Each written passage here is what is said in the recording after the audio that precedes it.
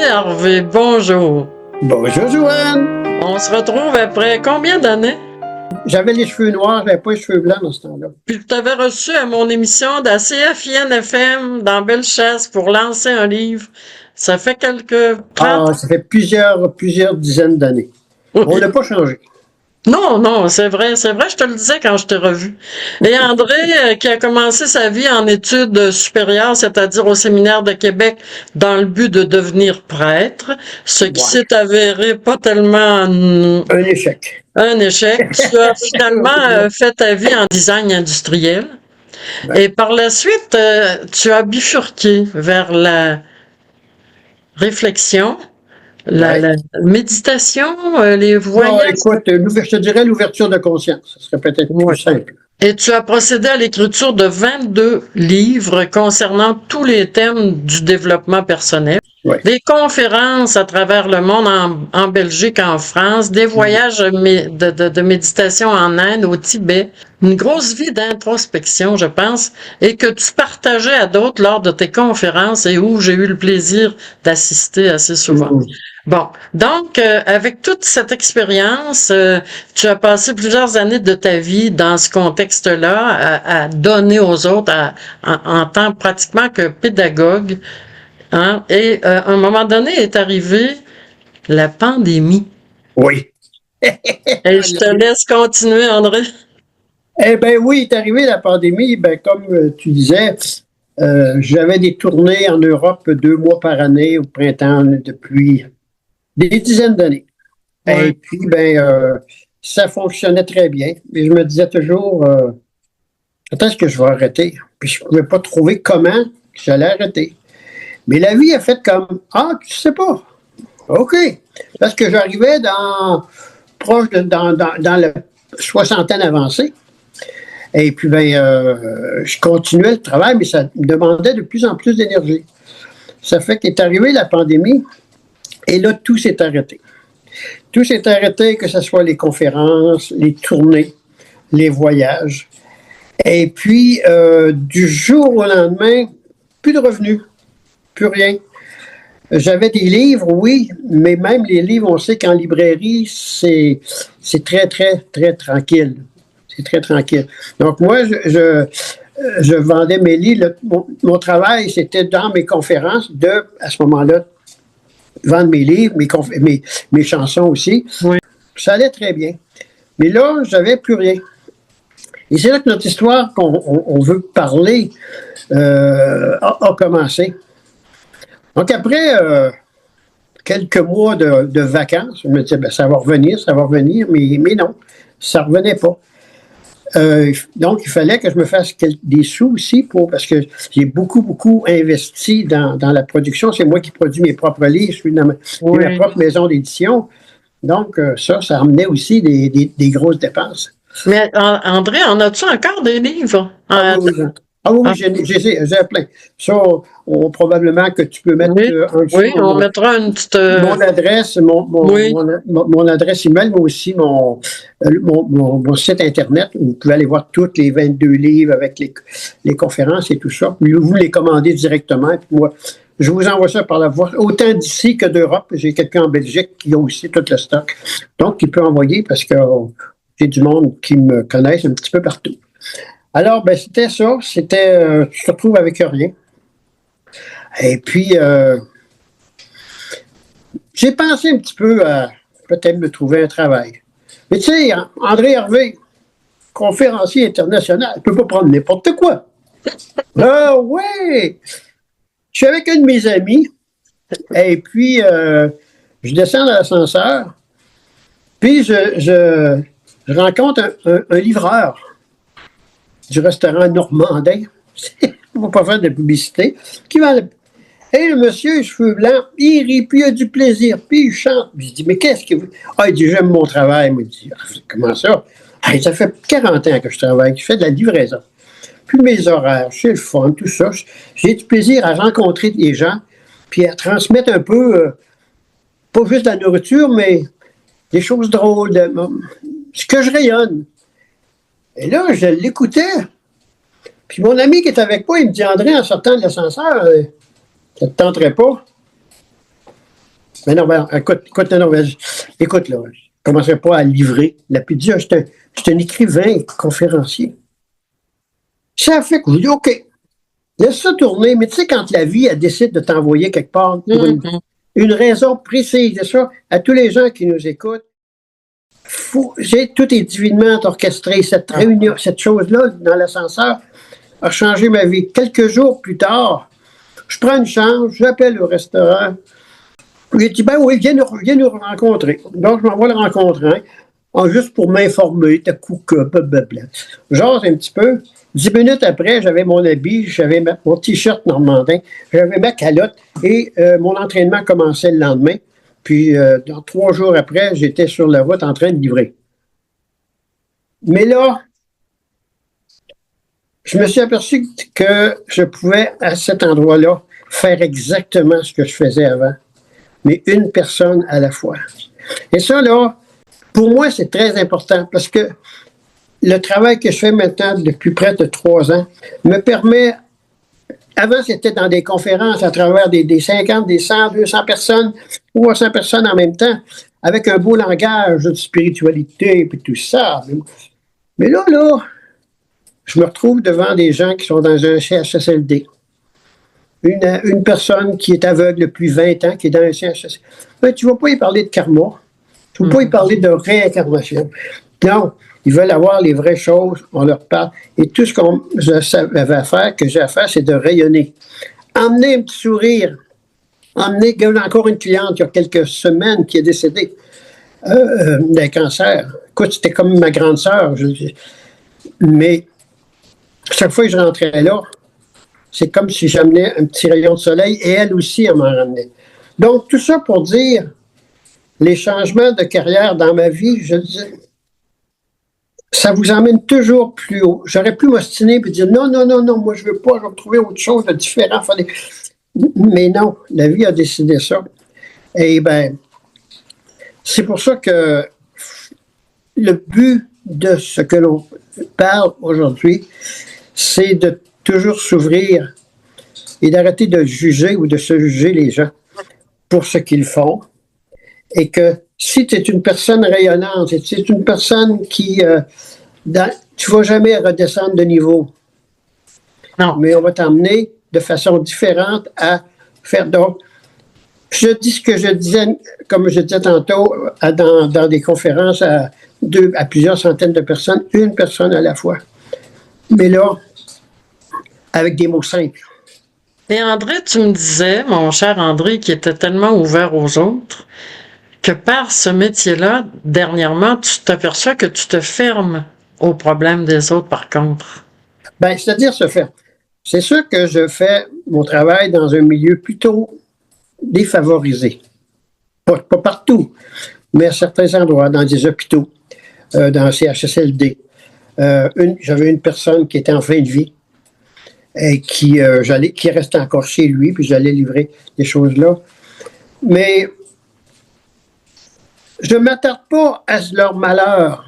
Je ne m'attarde pas à ce qu'ils ont vécu. Avec la personne qui est décédée il n'y a pas longtemps d'un cancer, jamais je lui ai parlé on s'est parlé de sa maladie, comment que ça allait. Ce que j'évite quand je rentre là, c'est de dire comment ça va. Oui. Je dis plutôt comment ça va aujourd'hui. Ben aujourd'hui ça va un petit peu mieux. Bon, c'est parfait. Si j'entrais dans le malheur des gens, je resterais dans le négatif parce que je vais vous donner un exemple. Par exemple, j'ai une personne qui me dit je t'ai-tu déjà parlé de mon père? Non. Elle dit quand j'étais jeune, elle dit il s'est suicidé dans la salle de bain et tous les enfants on était à côté. Elle dit ça, puis alors elle se mettait à pleurer. Ça aurait été facile de dire, ben voyons donc, mais parle-moi de ça, Non. J'ai dit, regarde, si tu veux, on va passer à une autre étape. Maintenant, comment tu es? Maintenant, je reste quand même que... Vois-tu, il ne faut pas rentrer, c'est pas mon rôle de rentrer dans le malheur des autres. Tu peux pas aider quelqu'un en pleurant avec elle. Il y en a qui font ça. Donc, moi, mon but, c'est tout simplement d'emmener de l'espoir, d'emmener un petit rayon de soleil, d'emmener à manger. Quand tu emmènes à manger à quelqu'un, automatiquement, la personne est heureuse. Je me souviens, André, d'un de tes volumes, La peur de vivre. Oui. C'est une chanson. C'est une de mes C'est chansons. une chanson. Ouais, La passion de vivre, tout ce qui t'enveloppait à cette époque-là, est-ce que c'est demeuré ou ça a bifurqué en même temps que la pandémie? non, c'est tout reste. C'est tout. Maintenant, je l'ai. Avant, je l'envoyais à l'extérieur de moi. Maintenant, quand tu parles à quelqu'un qui a une maladie grave ou tu vas lui livrer quelque chose, tu peux pas lui dire n'importe quoi. Ça passe pas. J'avais dit à un moment donné à une personne, tout a sa raison d'être, puis la vie est juste. Ah non, elle n'est pas juste. Elle avait perdu son fils de la drogue il y a plusieurs années d'avance. Elle était très malade. Fait qu'elle, la justice, le divine, le gars, Non. donc, c'est par le regard. Parce que quand je fais mes livraisons, ça ne sert à rien de se mettre à parler. De toute façon, je n'aurai pas le temps. Tu veux, c'est un petit sourire. Ça va bien aller. Puis, les gens te le retournent tout le temps. Mais c'est sans se fermer au malheur des autres, c'est s'ouvrir à ce qu'ils peuvent faire avec ce malheur-là. C'est bien dit, ça. Autrement dit, ce que tu as vécu, ça t'emmène là. Maintenant, c'est quoi le pas suivant? Comme tu disais dans une de tes chansons, tu fais 3 pas en avant, tu en fais 2 en arrière. Exactement, la chanson des 3 pas. La vie te fait faire 3 pas en avant quand ça va bien, quand tu es heureux, si ça va bien, les amours, le travail, tout ça. Puis tout d'un coup, il arrive quelque chose, une maladie, une pandémie. Et tu fais 2 pas en arrière. J'en fais pas 3 ou 4. Ça veut dire que tu es déjà avancé d'1 pas. Donc, la façon de réagir, c'est de prendre le temps de se reposer, de relaxer tout ça et de se préparer aux 3 pas qui s'en viennent. Avec mon nouveau travail, la vie m'a envoyé un livreur de pizza pour me pousser dans le derrière pour faire les 3 pas en avant parce que là, je me dis, j'étais un petit peu dans la victimite. André, tu me fais penser, tu étais au sommet de ta gloire, entre parenthèses. Tu étais un conférencier international adulé de tous, des livres que tu vendais, des conférences, c'était incroyable, la vie, des voyages extraordinaires. Mais est-ce que tu as un petit peu pilé sur ton humilité? Oui. Je crois que tous les gens avec une certaine sagesse ou qui font des conférences devraient un jour livrer de la pizza. Pourquoi? Pour l'humilité. Mm-hmm. Parce que souvent, on se croit. Tu sais, après, quand tu es adulé par tout le monde, surtout en Europe, il y a beaucoup d'une espèce de végétariat qui est là. Donc, oui. Quand Harvey arrivait, c'était comme, oh, monsieur Harvey, tout ça. L'humilité de savoir que tu es tout simplement un être humain, puis que tout ce que tu as enseigné depuis 50 ans, André, c'était des croyances nécessaires, des illusions nécessaires. Mais maintenant, je ne peux plus dire quelle chose est vraie, parce que je sais que c'est des croyances. Mais les croyances que j'ai acquises en l'intérieur de moi, là, je peux en parler, là, je peux le rayonner. Mais tout le reste, on remet beaucoup de choses en question. On remet toujours des choses en question quand on arrive à un certain niveau de connaissance. Donc, c'est justement d'arrêter de se juger, d'arrêter de juger les gens qui font un travail qui ne paraît pas. Mais toi, André, qui rêvais d'être un grand sage, tu l'es devenu. Et maintenant, je veux aussi savoir, je me souviens dans l'un de tes livres, tu avais rencontré un enfant au Tibet. Ouais. Ton enfant spirituel. Veux-tu nous en parler? Ben oui, mais c'était vraiment un petit gars qui s'appelait Tinley. C'était un Tibétain qui était dans un monastère tibétain dans le nord de l'Inde. Petit bonhomme. Et comme moi, j'allais là, je faisais beaucoup de voyages avec les routes du monde. On allait séjourner dans ce monastère-là où il y avait plusieurs centaines d'enfants qui étaient recueillis aux frontières du Tibet et qui étaient élevés par les moines. Et après ça, rendus alors adultes, ils pouvaient partir ou devenir moines, tout ça. Puis quand j'ai rencontré, je m'en allais, je me promenais vers le monastère, je rencontre un petit bonhomme, tout petit, là. On s'est arrêtés tous les deux. Puis en dedans, moi puis lui, ça fait comme, c'est toi. Ça fait que on a communiqué, il parlait, c'était un petit gars qui jouait de la musique, un grand, grand cœur. C'est pas rien passé d'extraordinaire. Mais maintenant, il est retourné au Tibet et puis on communique ensemble régulièrement. Depuis combien d'années, André, ça? Ah, ça fait 20, 25 ans à peu près. Oh, Oh. il doit être proche de la trentaine, là. Mais est-ce qu'il est devenu moine?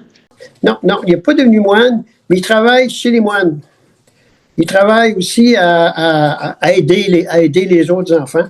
Donc, cet enfant-là, qui était dans une simplicité, tout, mais mon petit enfant intérieur, à cette heure, ça me dit, ben moi aussi, là, lui, tout simplement, on juste à se voir, à rire, on avait du plaisir, puis on s'amusait, puis je partais du 1 an ou 6 mois, je revenais, puis il était content.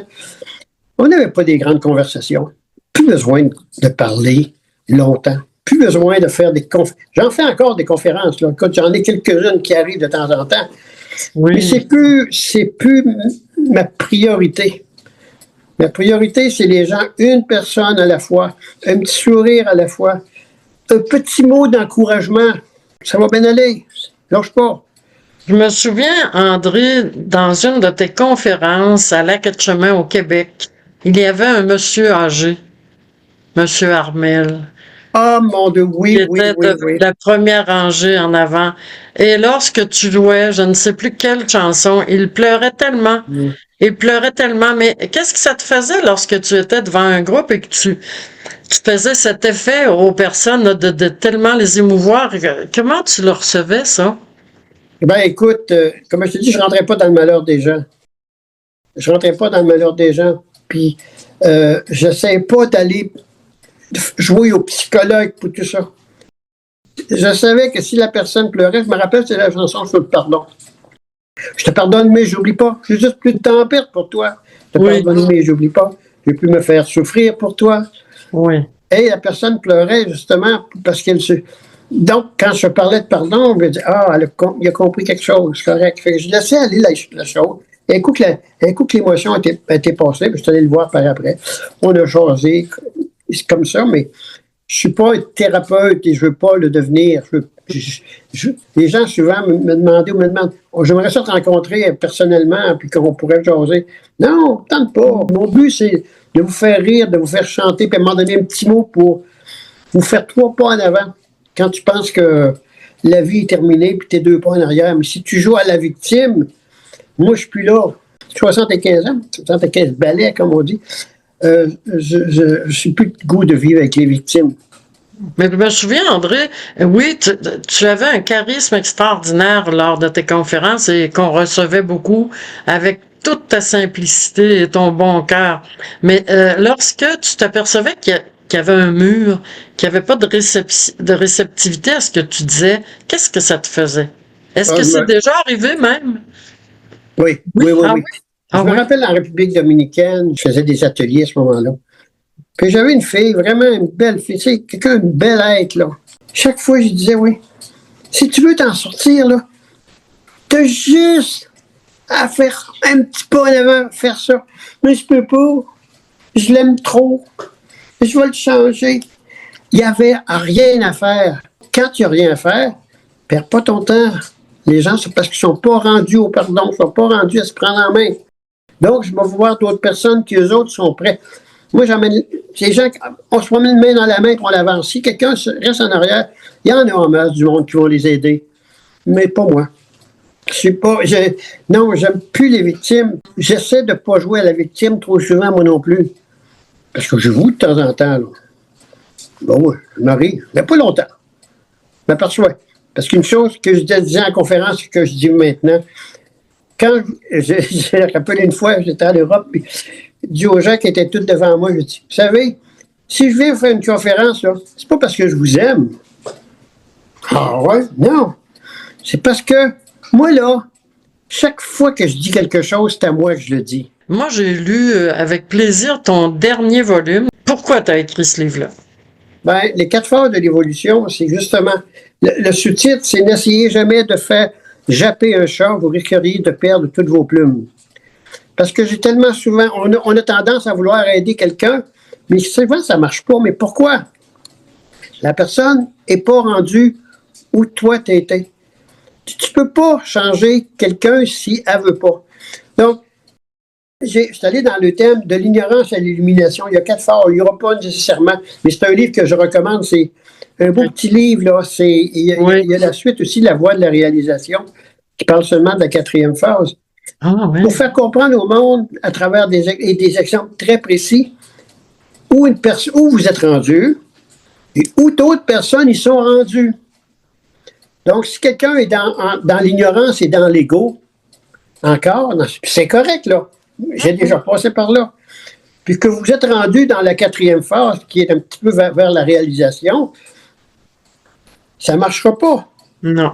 Toi, tu vas comprendre ce qu'il vit parce que tu as déjà passé par là, mais lui ne peut pas te comprendre parce qu'il ne sait pas. Donc, en sachant ça, il y a du monde avec lequel tu le laisses vivre et laisser vivre. Et tu attires aussi les gens, tous les gens qui sont proches de ce que tu es. Tu sais, pas parce que tu es meilleur que les autres. Mais quand tu as essayé de t'améliorer toute ta vie, tu vas attirer les gens qui ont fait le même cheminement que toi. Il y en a beaucoup moins. C'est chiant un peu, là, parce que si on dit souvent que plus que tu avances dans ton cheminement, plus que tu es seul, c'est vrai. C'est vrai. Mais plus que tu es seul et bien avec toi-même.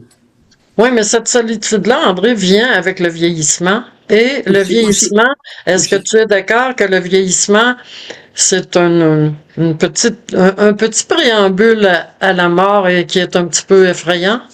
Bon, c'est sûr que j'y pense. On y pense à ça tout le temps. Maintenant, je vis seul depuis des années, puis je suis bien dans cette solitude-là. Ça n'empêche pas que oui, je pense à ce qui peut se passer par après, puis tout ça, puis la mort. Mais qu'est-ce que tu veux que j'y fasse? Au lieu de passer mon temps à y penser, j'y passe quelques minutes, puis après ça, on passe à autre chose. Mais apprivoiser la solitude, les gens disent « Ouais, mais moi, je suis avec quelqu'un, puis je suis bien. » Quand tu es avec quelqu'un et que vous êtes... Le secret avec des amis ou dans un couple, c'est que si tu es capable d'être toi-même avec l'autre et vice-versa, c'est gagné. C'est la même chose au travail.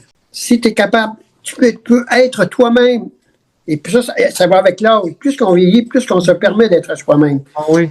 Et quand tu permets d'être toi-même, d'être vraiment ce que tu es, puis de pas avoir à changer tes habitudes, c'est ça le secret de l'amitié profonde et le secret de l'amour profond aussi.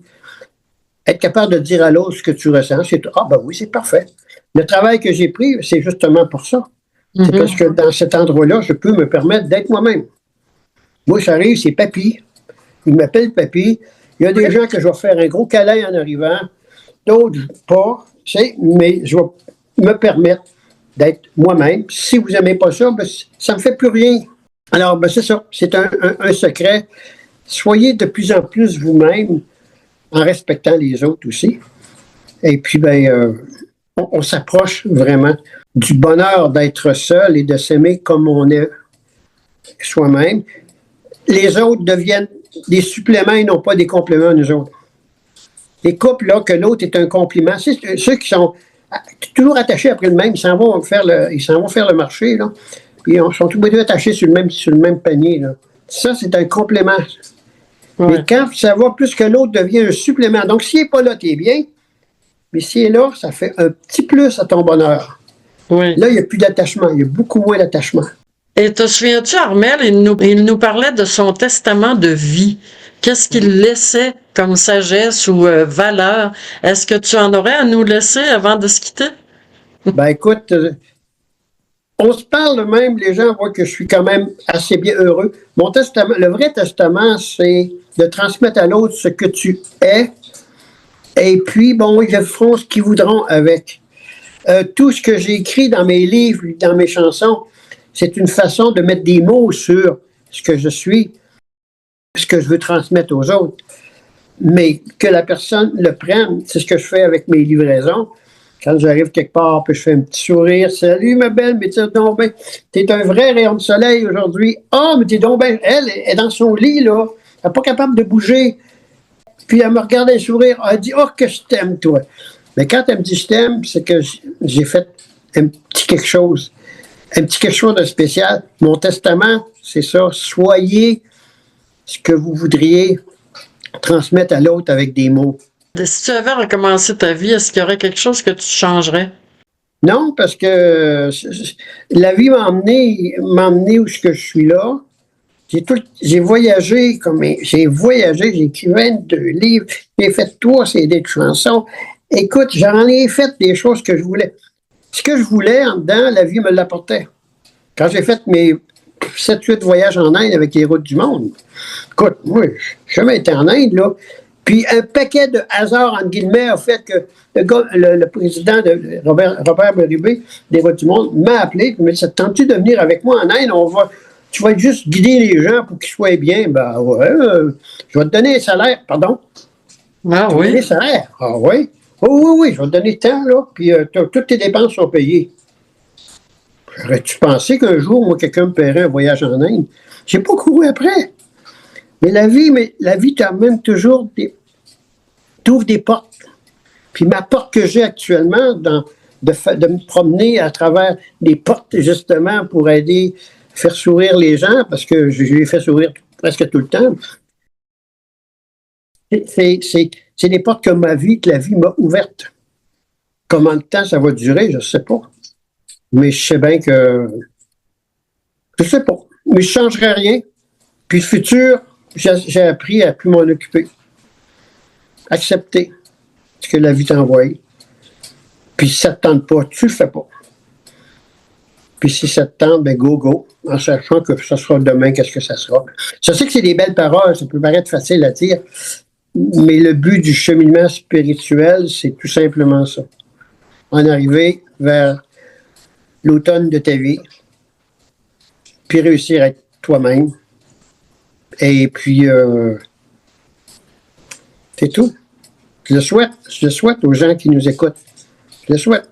Comme toi, Joanne, qui fait des podcasts. Tu rentres en contact, tu prends des petits cadeaux puis tu les envoies à travers le monde, à travers des... Moi, sans des personnes comme toi, je ne peux pas transmettre rien, excepté moi, dans le travail que je fais. On a chacun notre rôle. Puis quand tu t'amuses à le faire, c'est bon signe. Quand ça ne t'amuse plus, il faut faire attention. Un grand merci, André. Tu es toujours aussi inspirant et adorable. Et je pense que tout le monde sera heureux d'avoir ton visage dans les balados Parcours de vie unique. Merci tellement. Merci beaucoup. Ça me fait énormément plaisir. Puis merci de m'avoir donné cette opportunité de le faire. Puis on va le distribuer, tout ça, pour que les gens, à leur tour, aient pris juste un petit morceau de ce que j'ai dit, de ce qu'on a dit, puis l'appliquent dans sa vie. Et là, ben, ils en feront ce qu'ils veulent.